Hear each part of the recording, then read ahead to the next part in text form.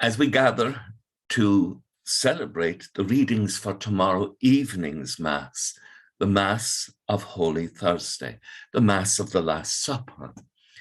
And tomorrow, the second reading is taken from the letter of St. Paul to the Corinthians, chapter 11. Now, interestingly enough, Paul writes this letter before the Gospels are written. So it's the earliest written account we have of the Eucharist. And it reflects how Paul says, I received this from the Lord, calling the church the teaching of the Lord, because Paul didn't meet Jesus except in the theophany that he experienced on the road to Damascus.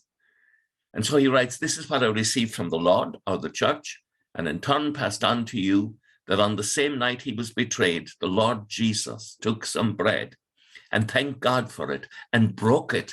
And he said, this is my body, which is for you. Do this as a memorial of me.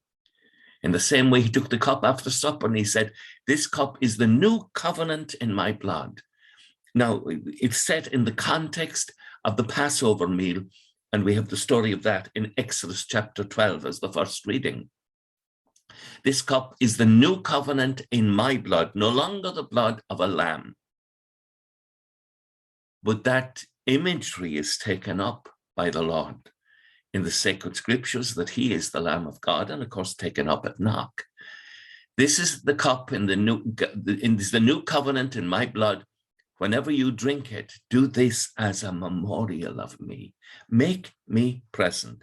That concept in Judaism, a memorial is something when we remember, and God remembers with us, and because God remembers with us, it's an act we perform. Memorial is an act we perform with God. And because God remembers it, we become present to the actual event. So we become present to the shedding of blood of Christ on Calvary. Whenever you do this as a memorial of me. And with God remembering, we become present to our salvation. Until the Lord comes then, every time you eat this bread and drink this blood, you are proclaiming my death. By your stripes, Lord, we're healed. Hallelujah. Thank you, Jesus. And John, interestingly enough, having dealt with the Eucharist in chapter 6, tomorrow's reading, John 13, recalling the institution of the Eucharist, John writes, he always loved those who were his own in the world, but now he showed how perfect his love is. The Eucharist for us is the grace of the perfection of our love. And so Christ says to them, do you understand what I have done to you? You call me Master and Lord, and rightly so. I am. If I then, the Lord and Master, have washed your feet, you too should wash each other's feet. I've given you an example so that you may copy what I have done for you.